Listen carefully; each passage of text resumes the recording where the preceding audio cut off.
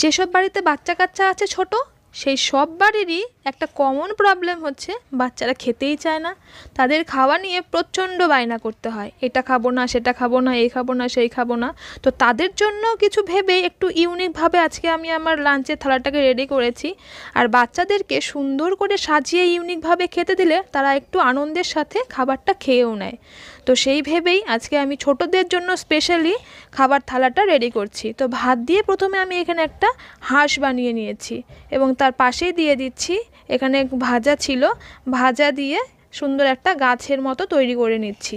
আর দিয়ে দিচ্ছি আলু ভাজা, আলু ভাতের সাথে একটু উচ্ছে ভাজা আর গাজরের টুকরো দিয়ে একটা সূর্যের মতো তৈরি করে নিচ্ছি। আর নিচে দিয়ে দেব ডাল। এইরকমভাবে ইউনিক পদ্ধতিতে থালাটা সাজিয়ে দিলে ডাল, স্যালাড, ভাজা সব কিছুই খুব সহজেই খাইয়ে ফেলতে পারবেন, একদম ঝামেলা ছাড়াই। ভিডিওটা ভালো লাগলে অবশ্যই লাইক করে চ্যানেলটাকে সাবস্ক্রাইব করে দিও, আর এইরকম আরও ভিডিও লাগলে সেটাও জানাতে